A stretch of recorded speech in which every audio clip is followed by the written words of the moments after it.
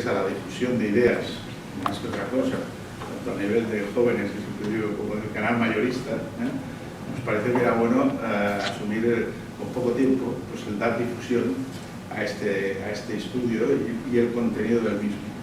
Evidentemente, lo de menos es que seamos muchos o pocos, y como decía San Gregorio, lo importante es predicar y que haya alguien que luego pueda difundir lo que se predica. Y por tanto, el objetivo de esta reunión, hay algunos que vendrán más tarde, otros que estarán y no han podido venir. Esta mañana hemos hecho un acto también en Fomento con la Sociedad de Estudios Económicos, se ha hecho un acto en la noche de Barcelona, pues un poco crear caliu y clima. Con el círculo de vuestra, a lo que agradezco especialmente esta colaboración, tenemos una relación fluida, y nos ha permitido usar este salón. Tenemos una cena a la que os invito a los que queráis quedar a cenar. Eugenia coordina, Ignacio, su marido, no queda a cenar, han dicho que no. Han dicho que, como nos faltó la cama dos veces, en el Instituto somos muy estrictos con estas cosas. Para el que quiera probar aparte, lo que se trata es de crear un ambiente que podamos generar. Yo voy a presentar a nuestros invitados de hoy, casi más preámbulo. Jim Roberts, we met last year, precisely in this forum, in Western. James is a senior executive research fellow, maybe, in the Heritage Foundation, something like that. Certainly senior. Someone very important in Heritage Foundation. I visited Heritage back to 2000 when it was the Montclair Society meeting in Washington in 2000, and then I had the opportunity to visit the Heritage, and since then I had the vision to set up in Barcelona something similar to the Heritage or to the Institute of Economic Affairs in London, but something similar to Heritage for me will be a good objective for the future. So I envisage James, every time he came to Barcelona, to try to find people that would finance this adventure in Barcelona, because it's a very suitable city to visit and to stay. So we hope to attract talent from the States to Barcelona and set up a very good or important think tank in the future. So he joined the Heritage in 2007 with an important background in the Secretary of State Department. So he has a broad experience basically in Latin America and in Portugal. Yeah. The last period is the embassy of Portugal in the United States. Right. So thank you for being here. He will do an introduction of this study. It's a study that started in 1995. It's a broad study, so it's not specifically talking with issues related to probably some things on the Spanish economy or so, but it's a broad approach to the situation of economic freedom. And later, mi amigo Diego, del Foro Civismo, vinculado a la Heritage, también en el mundo nuestro liberal, siempre procurando aquí crear vínculos Madrid-Barcelona. Es importante, a pesar de que todos estemos con esto en Madrid y en Barcelona y otras cosas más menos importantes, importante es el fútbol, crear vínculos desde el punto de vista de las plataformas de los que defendemos las libertades, pues esos vínculos lo compartan Diego, que ha participado en este estudio, que conoce bien las entrañas y de las posibilidades que pueden salir de este estudio, complementará la presentación. Yo, sin más intervención, les doy la palabra y luego miraremos de que haya una participación fluida, formación de ideas en lo particular y en lo general. Gracias. Muy bien. Muchas gracias, señor. Gracias por nos invitar a su ciudad belleza, Barcelona. Es tercera vez para mí, para mi esposa Mary, es primera vez a visitar Barcelona. Y, hemos disfrutado mucho la ciudad y alrededor de Montserrat. Entonces, no todo negocios, pero un poco. Pero tengo que trabajar en ese momento. Y disculpar, por favor, mi español no tan bueno, y voy a continuar en inglés. Pero, so as you know, we have been doing this index for 22 years with the Wall Street Journal. And it's been a great project to work on. It has been a very successful project for Heritage Foundation, one of our leading products, one of our leading publications every year. It gets wide acceptance and credibility. It is noted, and we have millions of visits to our website about our index, Indice de Libertad Económica. and many mentions in media by governments, by investors, investment bankers, students, academics, fellow like-minded liberals and conservatives who are trying to advance economic freedom with our friend, for example, Diego and Dr. Julio Pomas of Civismo. So it's a real honor to be here and to talk with you about these issues. We have this puntos destacados in español es solamente, pero todo online, and then the main index is very heavy and big. Can't take too many copies across the ocean, but it's all online anyway. So what I would do is just to take you through some of the fundamentals of the overall project, and then we will have a chance in Espanol to hear Diego with a more detailed analysis that he and I have done in the last few months about the Spanish economy and how it's been performing, and then we can have some discussion. So we started, 22 years ago at the end of the Cold War, a spectacular collapse of the great fiasco, the great tragedy of the only big attempt at socialism, real-time socialism in the world. We had the Soviet Union, which failed, and millions of people died. And so many countries were set free from communism in Eastern Europe and all around the world. And we had a huge advance in economic freedom, as you can see, for many years, and then had the big financial crash in 2008, and so then we had a dip down as some countries went back to bad old habits, Keynesian stimulus, deficit spending, the United States being one of the prime culprits in that. And so, in fact, the United States has lost economic freedom steadily since then, starting with the Bush administration and continuing and accelerating under the Obama administration. So now, finally, the world has started to recover its stability, its equilibrium, and we have had an actual slight increase now in economic freedom back from our previous high. But there's still work to do. We still know that economic freedom is correlated with good things, with prosperity, with economic growth, and with a decline in poverty and in extreme poverty, and especially in the developing world where arguments from the left would have you believe that only government, only big socialist programs can rescue people from poverty, and in fact what they do is make people dependent on government, and we think that's a bad thing. And so, in fact, the big untold great success story, one of them of the world since the end of World War II, has been the huge lifting out of poverty of hundreds of millions of people around the world because of economic growth. And so that's one of the stories we like to tell, that the prosperity as measured by per capita income is correlated with more economic freedom, and which we will define for you. And even within regions of the world, people with more economic freedom have higher standards of living. They have better environments, cleaner air, cleaner water, cleaner streets. They have plenty of food. They don't have to worry about other countries starving them to death. Has been a problem throughout history.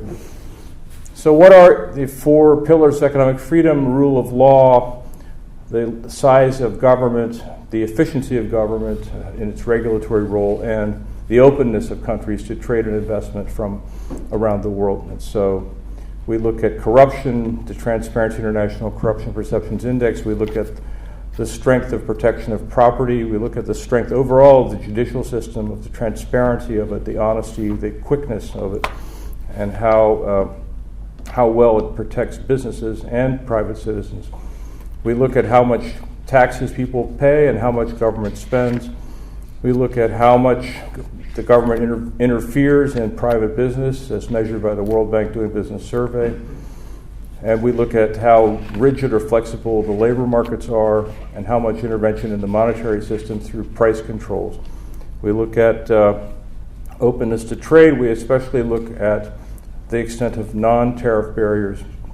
We make an assessment about that. We look at treatment of foreign investors versus domestic, and the banking system and how independent it is of government, how private it is, how much influence politics and corruption and cronyism has on decisions about credit. The big top 10, bottom 10, obviously, You can see similarities and differences in these groups of countries. You see very much a legacy of the positive benefits of the common law system that former UK colonies benefited from, that Chile has very strong rule of law. And this compares to big socialist, populist, totalitarian even, or certainly authoritarian governments at the other end of the spectrum. We were so happy to see the good result in Argentina late last year, and are happy that the people of Argentina now have figured out that Peronism has led to not to the promises made by the Kirchners, but really just the opposite. So, in the whole world, green is good, red is bad. Many countries are in between. In Europe, of course, the southern tier of the European Union has had its challenges since the crash, as you know better than I do, and that's something we look forward to talking with you about. We're not here to lecture or point fingers. We have our own problems in the United States, as you could tell from our recent election results. And so we have a lot of things moving fast in the world. People are having trouble kind of adjusting to how quickly things are changing, how manufacturing and globalization has affected more and more people. And, you still have problems, especially Ukraine and Belarus, you can see, are deeply corrupt and even more corrupt than Russia. It's hard to believe, but we can talk more about that. Spain has had a good record. It can always do better. All countries can do better. And in the case of Spain, we're hoping that more policy changes will lead to that score going up above 70, which is really into the big leagues of the top performing countries. And Spain has just kind of been skirting that line the last few years. And Diego will talk more about that in a minute. But this is how all the countries in our index are scored. We have 2 pages for every country, 178 countries.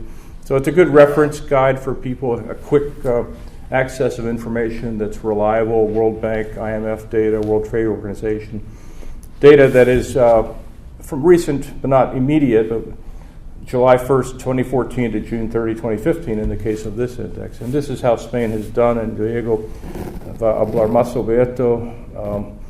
But in the neighborhood in the southern tier, Spain with Portugal and Italy and Greece, you can see how it's doing versus the EU average. And I think Diego will talk more about that. So more information online. Again, thank you so much for coming to hear us, and we look forward to a conversation tonight. Thank you. Thank you. Thank you, Jim. Muchas gracias a todos por haberos acercaros hoy y os cuento muy rápidamente lo que hacemos en civismo, porque este es un poco nuestro primer acto en Barcelona. Esperemos que de muchos y de la mano de Mises y con hoy en un foro importante, ¿no?, como es el Círculo.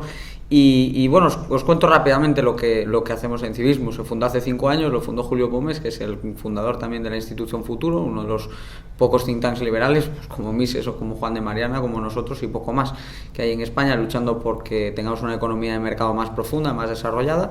Como digo, Julio fue el fundador de Institución Futuro, que se ha llegado a convertir con el tiempo en una especie de la patronal privada de Navarra, y después, con 60 años, da el salto a Madrid y crea su segundo think tank liberal y consigue sacarlo a flote, que yo creo que es una proeza, ¿no?, en este país. Él es nuestro presidente, obviamente. Nuestro secretario es Pedro Sbarz, también una figura muy importante, yo creo, del liberalismo en España en las últimas 40, 50 años. Nuestro jefe de estrategia es Daniel Lacalle, un economista muy mediático, famoso por su posición como analista y por sus libros.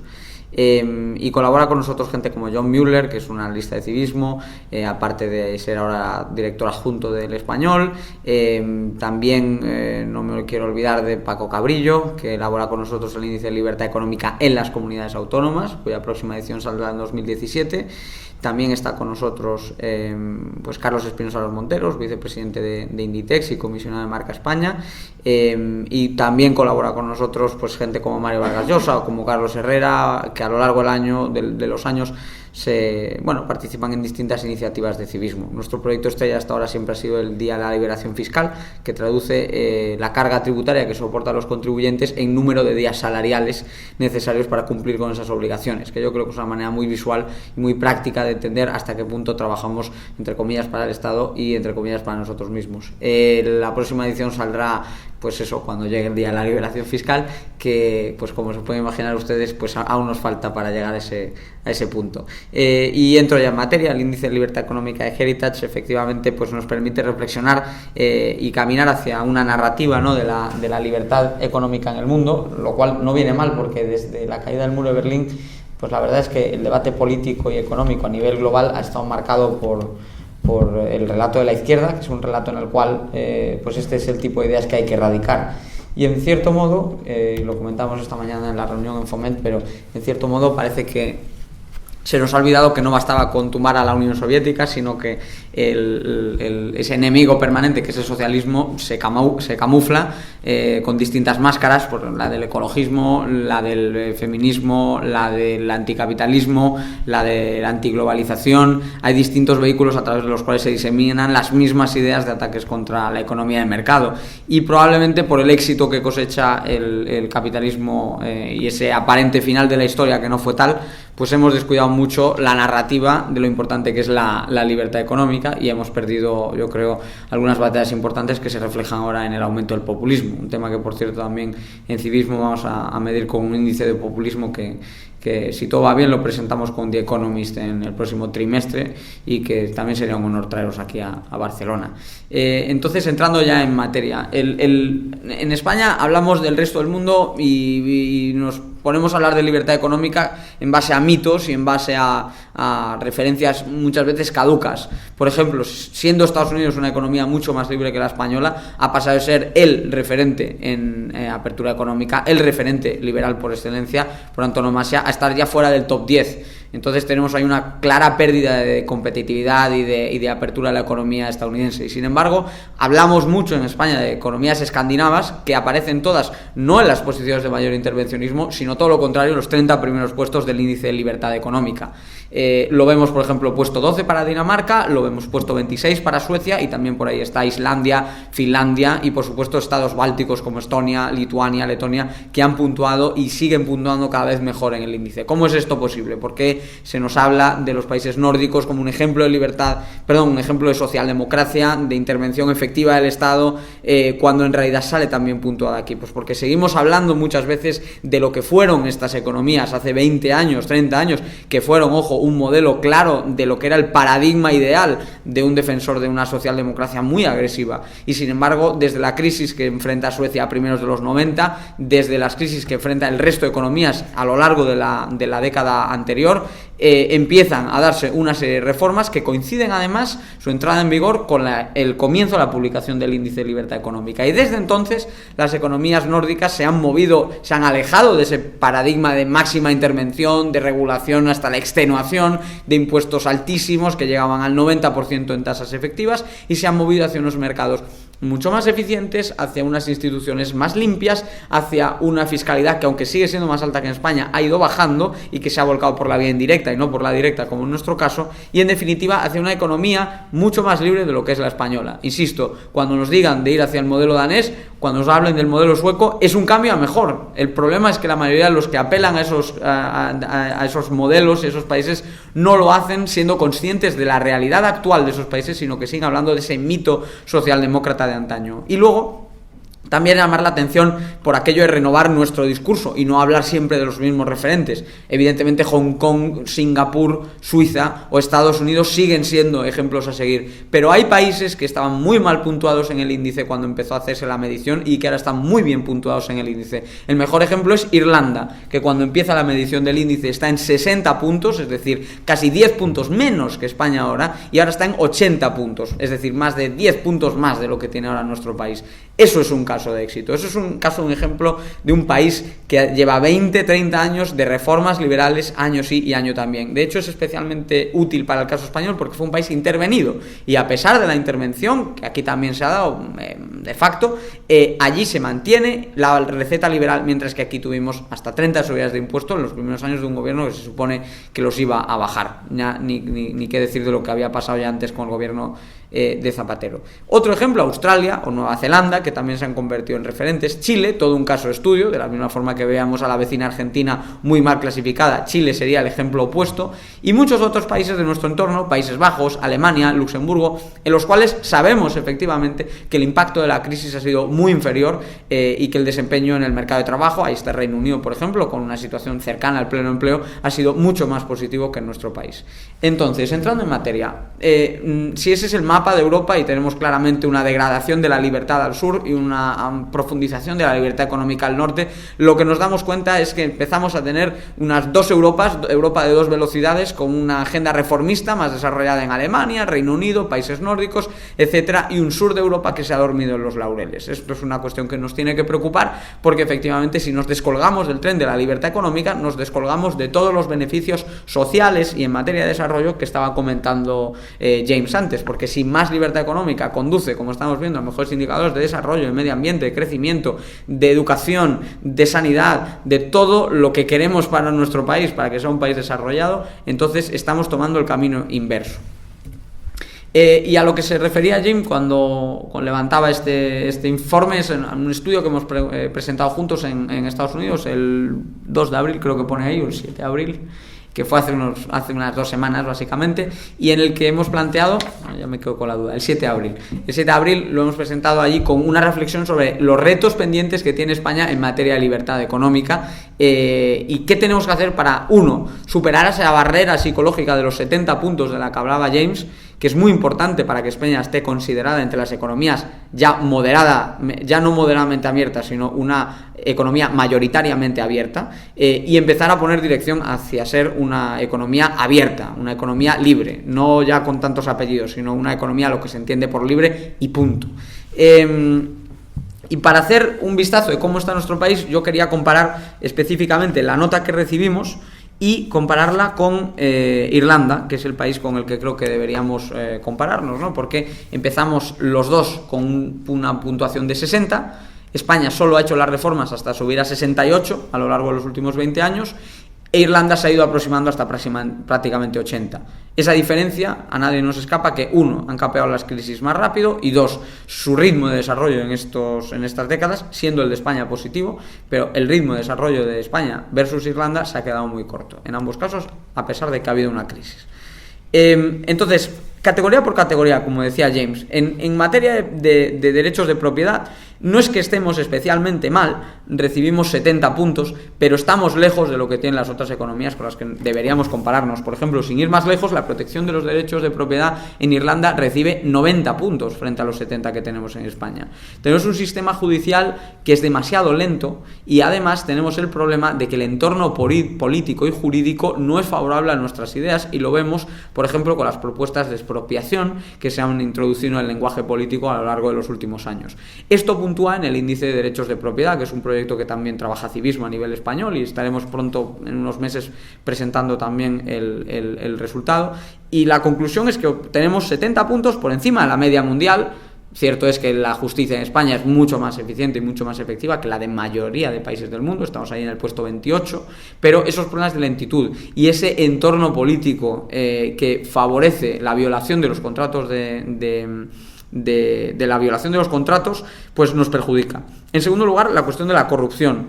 Es posible que España tenga hoy mucha menos corrupción que hace 5 años, porque han aflorado tanto los casos y se ha estrechado tanto el cerco, que es posible, yo tiendo a pensar que quizás ahora hay muchas menos irregularidades. Pero El caso es que aquí lo que medimos es la percepción de la corrupción, que afecta mucho a nuestras expectativas, en nuestras decisiones, en la manera en la que vemos el grado de limpieza o de suciedad de las instituciones dentro de un país. Y que duda cabe que si todos los días encendemos el telediario y nos encontramos con un nuevo caso de corrupción, las expectativas sobre la calidad de nuestras instituciones se deterioran y se deterioran. Los puntos que recibe España aquí son 60 frente a los 74 de Irlanda. Podríamos irnos a los países nórdicos, que tienen niveles altísimos de confianza, pero insisto, solo hace falta compararnos con el caso de Irlanda, que empezaba una posición como la española, para ver que han hecho mucho más los deberes también en esta cuestión. Yo creo que las reformas ahí siempre van a ser insuficientes y que todo lo que hagamos por tener unas instituciones más limpias es poco. La segunda categoría es la del gasto público y la de los impuestos. España ha mejorado en la categoría de impuestos porque el último año hemos tenido la primera rebaja de impuestos, no significativa, pero rebaja de impuestos en prácticamente una década, casi se podría decir. Comprendía la rebaja de 30 al 25% del tipo de sociedades y comprendía rebajas en todos los tipos del IRPF. Eso nos mejora la puntuación en la categoría de libertad fiscal hasta los 58 puntos, desde los 53. En cualquier caso, la nota de España es 68, o sea que en esta categoría estamos puntuando por debajo de nuestra media y esta es una de las categorías que resta atractivo a España y que por lo tanto baja nuestra nota. En Irlanda, por ejemplo, también puntúa la categoría de impuestos por debajo de su calificación media, y sin embargo es de 74, que se compara muy favorablemente con los 54 puntos de España.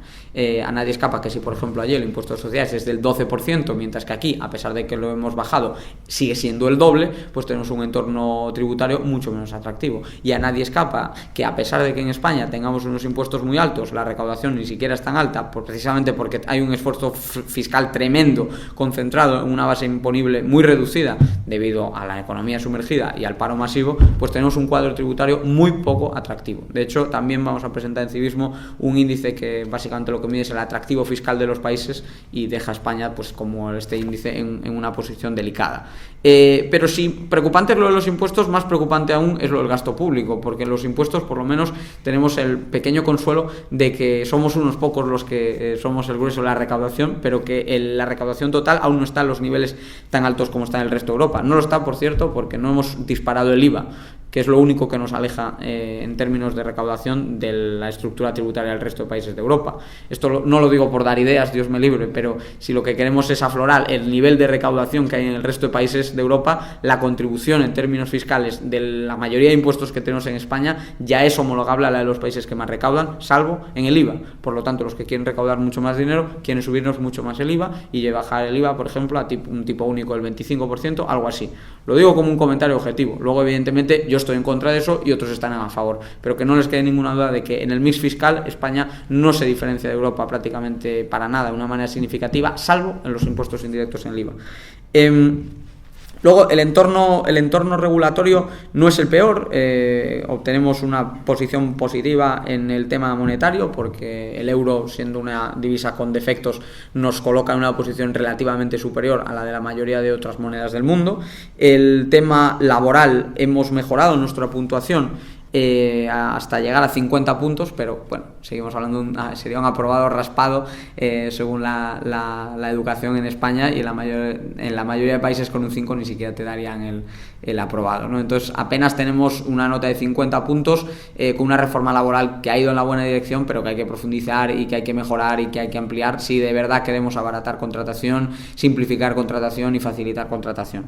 Entonces, bueno, trabajo por hacer ahí. Y en el resto de categorías, pues España básicamente puntúa bien, porque el paraguas de la Unión Europea favorece que no haya tratamiento discriminatorio para la inversión, favorece un marco comercial relativamente abierto al resto del mundo, y por lo tanto es en esas categorías que hemos mencionado, la corrupción, el gasto, los impuestos y el mercado de trabajo, donde tenemos que concentrarnos si queremos dar el salto que planteaba James. Y bueno, básicamente algunas gráficas de cierre. El rebote del crecimiento nos parece una noticia importante porque debería acompañar la historia de la recuperación. La libertad económica vista en perspectiva se ha estancado. Ahí se puede ver cómo hasta el 2005-2004 hay cierto progreso y luego tímidos ascensos, caída con la crisis y tímida recuperación ahora. El problema del gasto y los ingresos, seguimos gastando mucho más de lo que ingresamos y como consecuencia seguimos endeudándonos hasta las cejas, hasta el punto de que la deuda por ocupado está por encima de los 50.000 euros. y el desempleo, que efectivamente necesitaba de no una, sino de varias reformas laborales, y bueno, en cuanto hemos hecho una, hemos empezado a funcionar mejor, y la tarea pendiente es hacerle caso al BBVA, por ejemplo, que decía que la reforma laboral hubiera salvado 1,5 millones de empleos de haberse aprobado a comienzos de esta crisis, hacerle caso a Civismo, porque nosotros también hicimos un estudio que hablaba de 1 millón de empleos que se podría haber salvado, y con suerte mantener este marco laboral, mejorar este marco laboral, reformar este marco laboral para profundizarlo. Y esas serían las reflexiones de fondo, no sin antes dejar una pincelada sobre la inestabilidad institucional, que no se puede combatir en ningún caso desde la amenaza populista. A nosotros nos da miedo que haya un segmento importante de la población que se piense, que crea que las soluciones a esos retos pueden venir de la mano de quienes han asesorado a los regímenes más corruptos del planeta y han llevado con sus recetas y sus recomendaciones a esos países a la ruina más absoluta. Por lo tanto, siendo conscientes de los problemas que hay en nuestro sistema, sabemos que la voz antisistema que se está escuchando en España no es precisamente una voz que pueda llevar a un cambio a mejor, sino todo lo contrario. Probablemente exacerbaría la mayoría de problemas que hemos descrito. Y solamente recordar que tenéis esta publicación disponible en la web de Civismo, que son los puntos destacados en español del informe, y en la web de heritage.org/index se pueden encontrar todos los datos del informe. Podéis meteros en las tripas del informe y ver las subcategorías, la metodología, la evolución a lo largo del tiempo, hacer comparativas entre países, y al final, pues entre la web de Heritage y entre la web de Civismo, cualquier duda que tengáis se puede resolver, pero por favor preguntádnoslas ahora, que para eso hemos venido James y yo. Y muchas gracias a todos.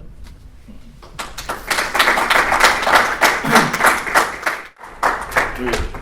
Se me oye, ¿no? No hace falta que use micro. Antes de abrir un turno de preguntas, como hemos tenido ya unas sesiones, sí que me gustaría resumir. Diego, I would like to summarize a bit what we talked this morning, because we prepared the background for the discussion with the floor. Creo que es interesante algunas de las conclusiones que esta mañana hemos sacado analizando esto y que os pueden dar también pie para esta conversación, y luego seguimos en la cena. Una primera reflexión es metodológica. Si observáis la lista que tenéis ahora en pantalla, veréis que hay una tipología variada de países. Una de las primeras cuestiones que hemos planteado es que hay países, countries, que en el fondo no necesitan economía, entendiendo economía como un sistema que administra los recursos escasos, porque son lo que podríamos llamar la categoría de países jauja. Bahrein, Qatar, que hay algún banquero que podría ratificar esto, países donde por sus circunstancias de recursos naturales, de uso de esos recursos naturales, no hace falta un sistema económico, y por lo tanto es un poco oxímoron hablar de libertad económica en esos países, donde además, si los analizamos, veremos que el papel de la mujer, hay situaciones que los hacen ser un poco... hay un primer esbozo que podríamos hacer dentro de esta lista de países. Hay un segundo, que es lo que hemos llamado esta mañana, relacionado con el governance, que es una palabra muy bonita para los que... Corporate governance, for those who are in the world of the corporate institutions. El governance nos diría que no podemos comparar Singapur, que se parece más a una sociedad anónima, con un país como Ucrania o como Argentina, Son países con governance muy distintos, y por tanto los dos que están arriba, que evidentemente, como James ha remarcado, y aquí Luis Torras es el experto en China, permiten dar una presión sobre el mundo chino y sobre el mundo del sudeste asiático, Malasia e Indonesia, por cuanto son dos centros urbanos potentísimos, metropolitanos, con una influencia china y Indonesia y Malasia muy importante, pero al final su estructura de governance no es la propia de los países más asimilables a nosotros. En este contexto metodológico de países, nuestro amigo Benito Arrunaga, que conoce los países nórdicos, ha hecho una reflexión sobre el posicionamiento de estos países, el concepto de igualdad, y ahí nos ha dado un debate muy interesante en el que con Diego hemos coincidido, ¿no? The importance of inequality, the real and the fair inequality, lo que sería una desigualdad real, pero cómo esto puede afectar a estos países nórdicos, donde el valor de la, entre comillas, igualdad es un aspecto que se ha traducido, tras muchos años de una sociedad que ha avanzado por los caminos, en algo que hoy se ha compatibilizado en sus prácticas, incluso asimilando por la izquierda, en sus políticas sociales, en políticas más próximas a lo que sería libertad económica. Pero es un aspecto que me parece importante señalar. Hemos hablado también a nivel metodológico, y podemos situarlo en cómo esto se focalizaría, focus on the European Community, o sea, cómo este ejercicio se trabajaría más en un ámbito más regional amplio, como es la Comunidad Europea, o incluso en un ámbito más España, como Foro Civismo. Mi amigo Paco Cabrillo hizo en su día el primer estudio de comunidades, que fue una primera aproximación, donde quizás, por ejemplo, ahí el tema de los ayuntamientos quedó fuera y no contrabalanceaba bien, pero bueno, son temas metodológicos que vale la pena tener en cuenta. Dicho esto, hemos hablado también de propiedad privada y cómo países como España, y esto el otro día lo hablamos con José Ramón Rayo, the property in Spain is much more dispersed, as we have talked this morning. La propiedad de vivienda, por ejemplo, es mucho más amplia que en países nórdicos. Sin embargo, eso genera a veces una política populista de incentivo de compra de viviendas, por no decir en la banca de expansión para hipotecas a tipo barato y de burbujas inmobiliarias. Lo digo por centrar un poco el debate y a partir de ahí, por favor, preguntas, cuestiones, aspectos que os puedan ser relevantes. James y Diego están a vuestra disposición para poder profundizar un poco más en este trabajo.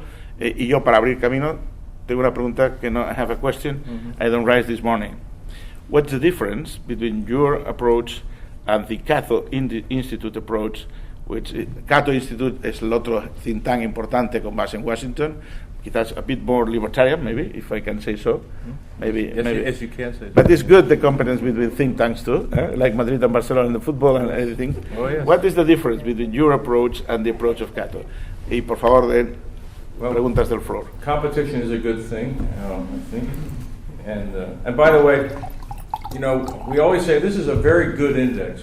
It's not a perfect index, but it's a good index. And we continue to work to refine it. We know that there are issues that inevitably come up when you try to take on a huge, big picture approach to the whole world and try to put it into a series of kind of user-friendly concepts that get the point across of core principles, and yet knowing that there are issues that come up. And that's why we write long papers about individual countries to drill down, and then I get to go travel to that country, which is really great. But you raised very good points, certainly, about some of these issues, and you also noted that Hong Kong and Singapore are very important symbolically for those parts of the world. They are the areas where investors feel confident of the legal system. There are, the Lenovo computer company, people think that's from Beijing. It's not. It was started in Hong Kong because that's where the investors knew they could get their money back. I mean, that's a story that gets repeated often. And so I think it's important to remember that. And yet, you're absolutely right. I mean, these are huge countries with big political problems and territories and issues and histories and cultures. And it is not always fair, to put France behind Albania. I mean, people have said that to us, and we've said, well, maybe it's a case of public shaming. I don't know, but it's. I think the issue was in the Montpellier Society when they started this, long before I got here, when I was just a humble diplomat. Their intention was to, of course, provoke discussions like this tonight. Not finger-pointing, but encouraging, analyzing issues, talking about what works, what results are best, based on what assumptions and what policies. But also just to say, it's important to discuss these things. And you have a narrative out there from the left that's constant. It's in everything. And in fact, life is becoming more and more politicized in almost every way. So I think it's important to do something like this, but also to have other projects like the Cato Fraser Institute project, which is very similar to ours, as you noted. And even though they have some differences in methodology, they pretty much end up coming out at the same place. They do it more ex post facto, shall we say. They take longer maybe to look at other data from prior years, and we took the approach of making it maybe a little more newsworthy, maybe a little more user-friendly, but we're both on the same side in terms of a liberal approach to economic policy and political economy. So those are just some thoughts I have. Okay, please. Oh, that's good. My question is for Mr. Roberts. I've been a fan of your index for some time, for some years. I'm not an economist by learning, but my education, sorry. But I have an interest in economics. So I've been playing a little bit with the index. I'm sure many other people have done it before, like with correlations with GDP or with growth rates. And, well, you can see some nice correlations for GDP, per capita GDP, or growth when you correct by GDP level, especially. But there's always some outliers there. And there is one in particular that keeps me puzzled, and I would like you to explain me about this particular one. And the country is France. I mean, how do you explain, what arguments can you give people when you see France that's not even in top 60, I think it's scoring number 75 or something like that. And it's doing pretty well. I mean, unemployment is not as bad as in Spain. It's a rich country, wealthy, it's growing, it's there. So, what would be your, The Economist, 3 or 4 years ago, they were talking about impending doom in France, and I'm waiting for that, and it's not happening. So, well, waiting for Godot, maybe. Well, I think and that's, of course, I raised France for a reason, because I knew that kind of question might come. And the Mapellerin people and the Milton Friedmans of this world and other American conservatives, and a conservative in America is not the same as a conservative in other parts of the world. We're kind of unique. I think that part of the motivation for this in the beginning was to really cast into bold relief the cost of the huge welfare state in Europe that started with Bismarck and has just grown and grown. It was copied by progressives and the Democrats in the United States, and the cradle-to-grave guarantees and the dependency on government that sort of leads to, and the unsustainability of politicians making these promises that ultimately they're not going to be able to keep. And so I think that's why it was set up, so that you had these weird anomalies like France coming out because it's about government spending and taxation. And in Scandinavia, on one hand, Denmark is worse than France, right, on taxation and government spending.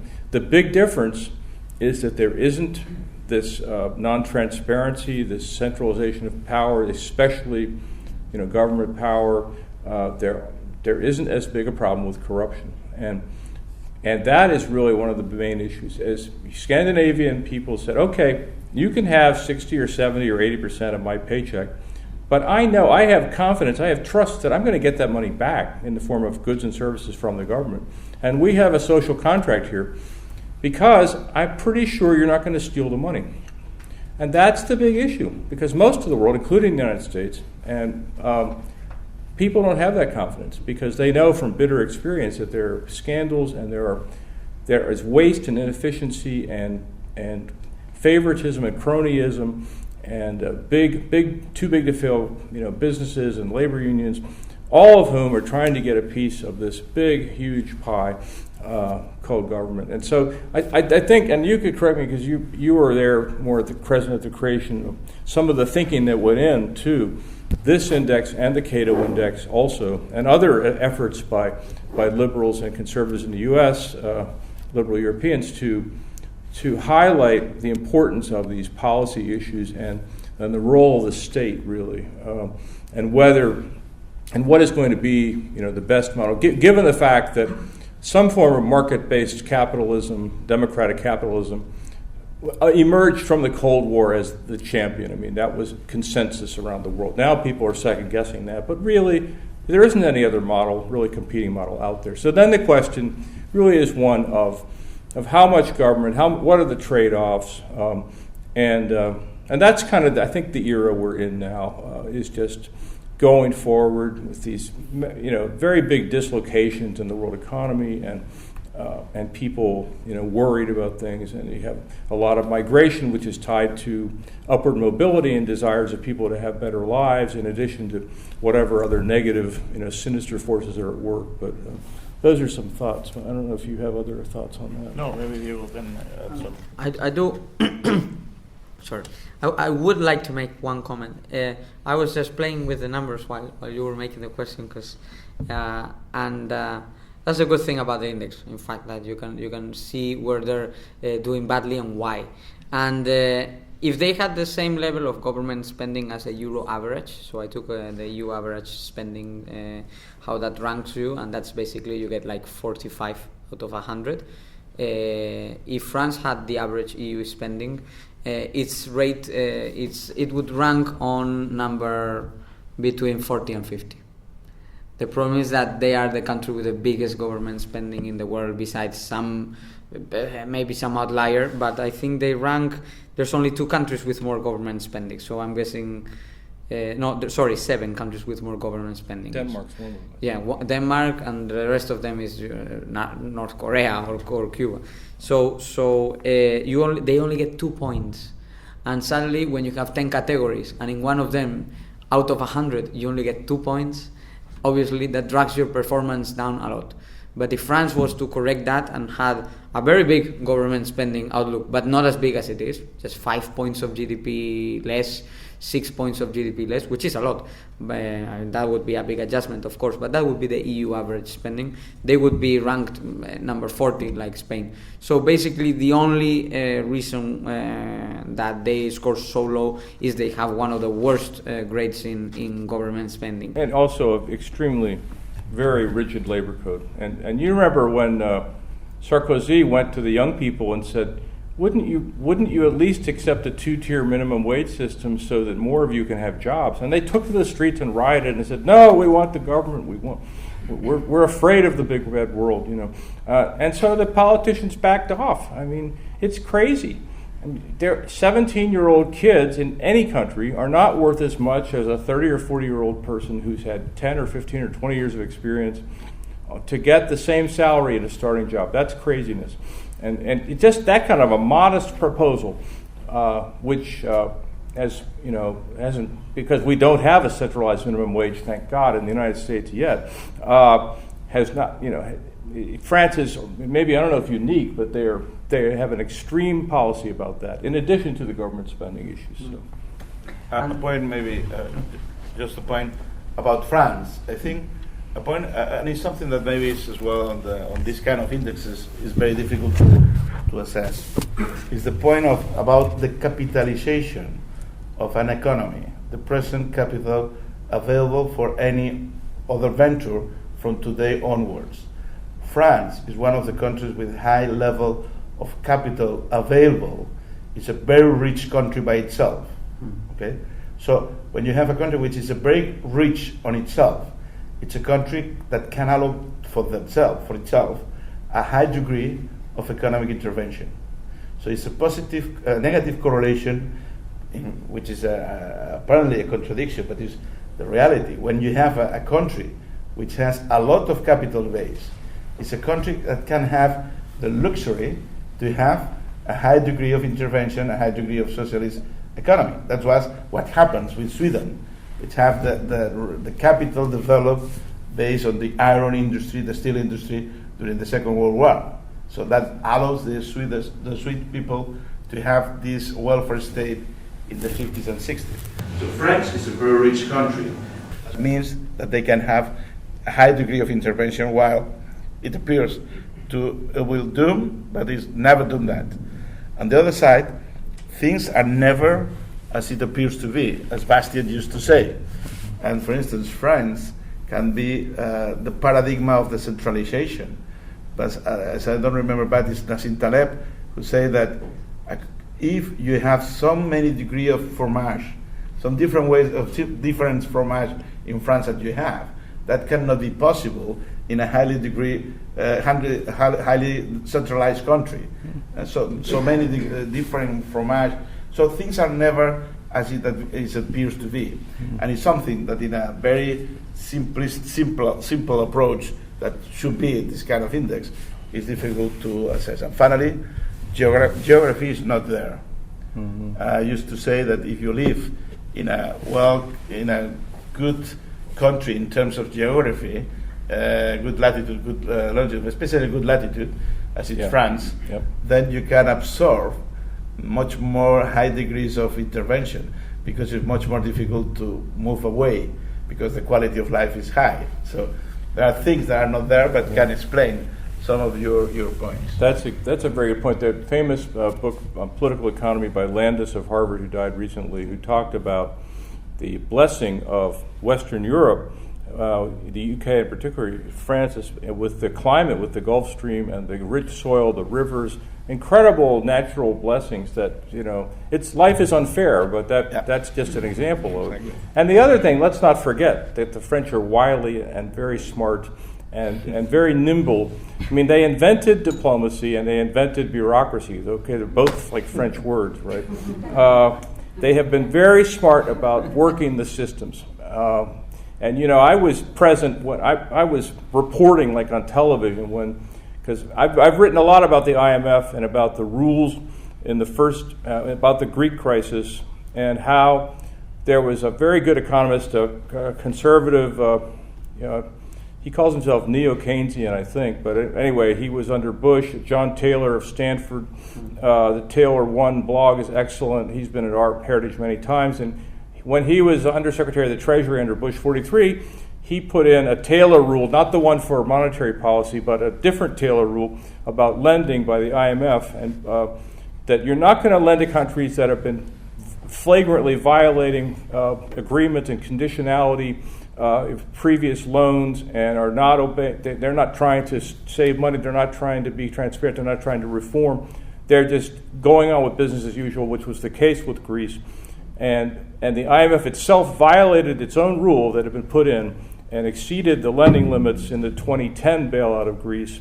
And guess who benefited while Dominique Strauss-Kahn was head of the IMF? The French banks, who got bailed out in the process of offloading French bank debt on Poland and other places in Europe through these mechanisms of the IMF. So let's not forget that they've been very savvy, another French word, about some of these issues. And this is very naughty, and I shouldn't say these things, and it's off the record, but it's true. So. I don't know if the camera agrees that it's off the record. Okay, it's off the record. Hans. Well, then I stand by it. Hans. Yes. I guess one of the objectives of the Institute is to promote liberal values or libertarian values and economic freedom in general. And it seems, and particularly looking at the Scandinavian examples, that strong independent institutions are a key to making a transition from a, say, more socialist regime to a more liberal economy, with that social contract not being broken, without any revolutions or any crazy political movements, let's say. And that's a very smooth transition, and a great example of strong independent institutions and the fairness that gives the entire society is what makes this transition possible and easy. So my question is, do you see, or do we have case studies of examples of how to do that transition? Because, for example, in Spain, populism is rising because of that perceived unfairness as a result of the corruption and the institutions that govern the country. How can we get the main parties in Spain, for example, to agree towards stronger independent institutions? Well, we have this, obviously, the same problem in the United States. We have a populist running who's surprised everyone, all the political pros, and tapped into this big vein of anger, or so-called anger. So I think as liberals, as conservatives, as honest free market thinkers. I think we just need to keep asking the right questions, and I think we need to try to keep focusing people on what are the real issues. I mean, what is inequality? It has so many different definitions in it. Why are people angry? We're living in the period of the most wealth ever in the history of the world. We're benefiting immensely from the entry of China and others into the world economy. We're getting clothing and all kinds of goods at prices that would have been unheard of, a generation or two ago. So I think we just need to keep being honest and keep trying to stand in opposition to sloganeering and easy answers from populists. We're up against a 24-hour news cycle and social media and echo chambers and a generation, of millennials who present company accepted have no idea they were born after the Soviet Union collapsed. They have no idea what real socialism looks like.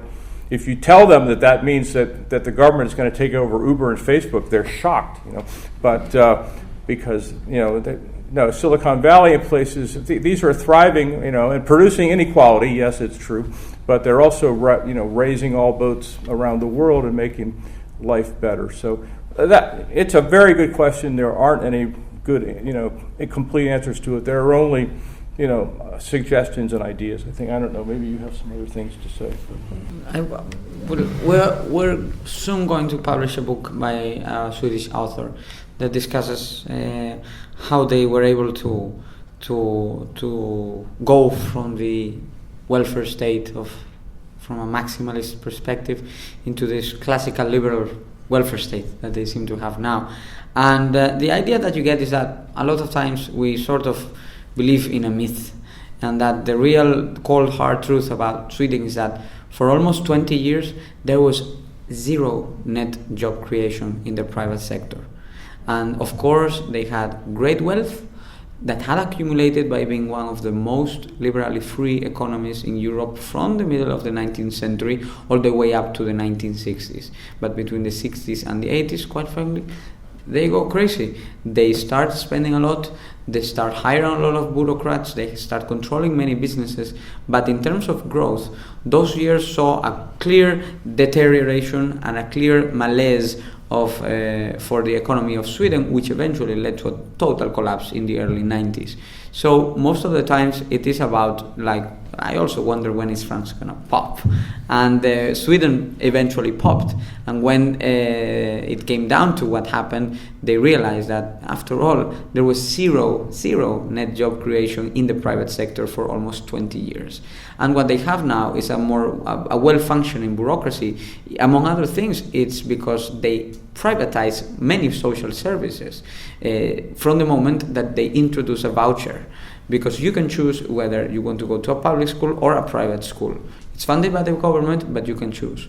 You can also choose if your job finding agency, what would be the INEM, if you get a private agency or you stay with a public one. The same for healthcare or even dependency, which here is provided solely by the government. And that's sort of my thought on that. And so stay tuned for that book. And also we're releasing another book which is also from another Swedish author, and she explains how the liberals and the think tanks and the politicians were able to create the intellectual climate to change that. So the mandatory readings for the summer, like when we were kids at school, will be these two books that, one will not be ready for the summer, but one is for the summer and one is for Christmas. And we will try to explain the two things: the fundamentals of the switch from the maximalist welfare state to the liberal welfare state that they have now, which is a book by ndice of Kurdish descent, and he studied these issues in depth. And it's almost, we will publish it. We're holding to end all the tour, and that was going to be our big launch for the 2 weeks from now. But an exclusive for you. And then later in the year we will publish a book by Karin Svangborg-Joval, who is the president of Timbro. We are brothers in a network of liberal think tanks in Spain, in Europe, with the Institute of Economic Affairs from the UK, from Timbro in Sweden, and then other institutions like Bruno Leoni in Italy or Molinari in France.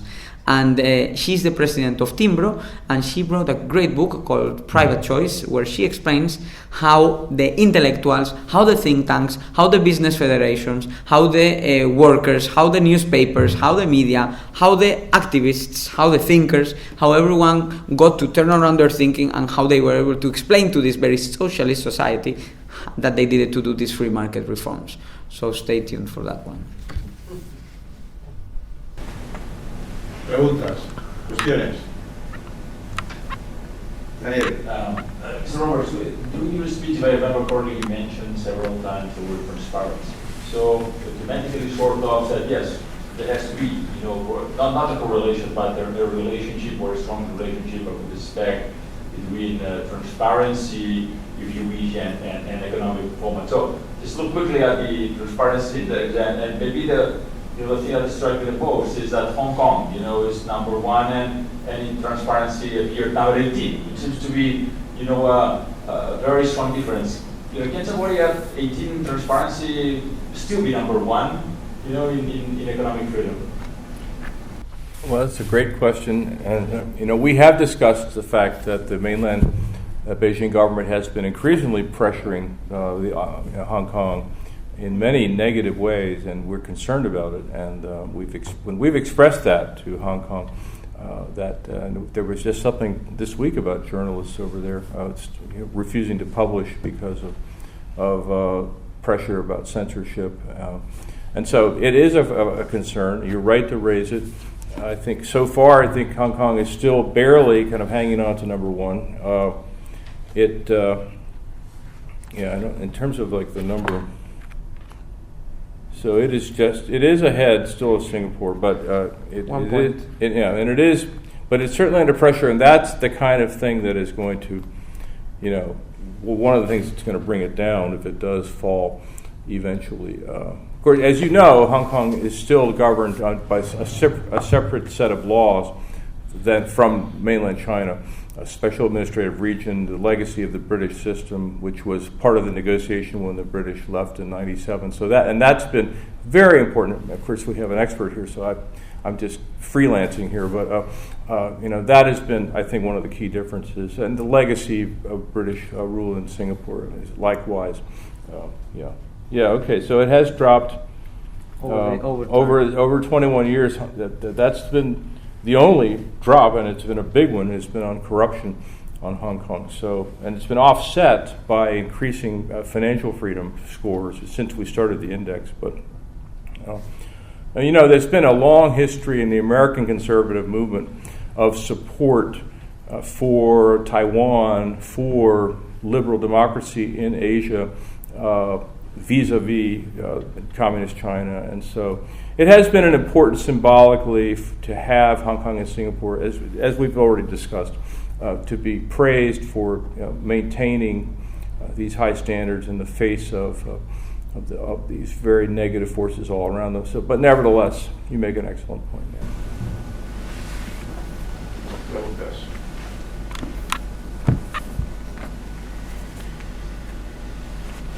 Okay. One last question. I believe the information that you use in order to make this ranking is based also in surveys, questions you make to business. Well, we don't. Yes, but others do. Okay. So there's many countries that are going to appear in the list because they are at war, Iraq, Syria. But there is one country there which scores very, very, very, very low. But I wonder how you find this information. Who did you ask? Which is North Korea, of course. North Korea. Well, North Korea has been passing itself off as an actual country for a long time, and they are members of all these groups. So we can't start cherry picking data from the IMF and the World Bank. We have to adopt a consistent methodology, which, of course, as was mentioned, you can find online, but in the back of the book of each of the indicators, exactly how we do it, what are the formulas, what are the sources, and yet we use data from other sources. We don't have the manpower to go out and do original research. We've always had a compilation of data from other sources. And so we use World Bank Doing Business Survey, Transparency International And both of those do use surveys, we know. And it's not ideal, but you're dealing with a complex set of issues, big picture sorts of problems, and so there's only so much that's feasible to do to gather the kind of data, global kind of level of data. But very good points, and the methodology. And of course, we are still we're always trying to refine it. We've made refinements over the 22 years, and we will be making subsequent refinements as we're able. Correlation is not causation. We're well aware of that, and that's where the action is now in the academy and looking at empirical studies of drilling down on causation and really linkages that are difficult to prove, but you're making cases using econometric studies and others to reinforce our principles and as we go forward.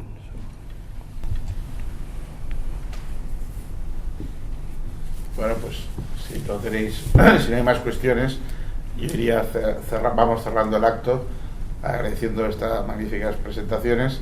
Como hemos dicho esta mañana, este tipo de índices nos ha de servir para poner presión, sea el subyacente numérico o la metodología que sea. El cuadro que ha presentado Diego es muy ejemplificador de que España, pues por ejemplo, sea como se haya calculado, al final sí que parece que hemos tocado, como dirían en análisis técnico, una línea de soporte que es difícil de superar. Eso quiere decir que tenemos, los que defendemos las libertades, un ejercicio por delante importante. Quiere decir que tenemos mucho camino por hacer. Quiere decir que ante las perspectivas que nos pueden venir ahora y el estado de opinión de la sociedad en general, pues hay que seguir haciendo, como me gusta decir a mí, de sal de la tierra, y nos va a tocar hacerlo por mucho tiempo todavía. O sea que este indicador creo que sería un buen resumen, a good synthesis of what we talk about and the exercise we have in front of us to defend liberties in our present society. Y el cuadro general nos da una indicación o bien de dónde ir de vacaciones o bien de dónde explorar negocios.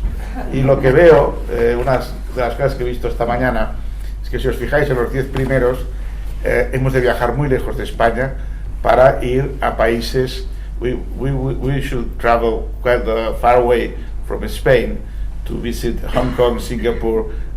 New Zealand is the antipodes of Spain. So there are faraway countries that seems to be the high levels of economic freedom. But I encourage you to try to find opportunities of business, especially for young people, to do business in these countries, which seems to be the future. Thank you very much. Thank you for attending. We have a present for you. Oh, thank you. And now we have the dinner prepared. Oh, great. I hope you like it. Thank you. Eugenia is the... Thank you. Thank you.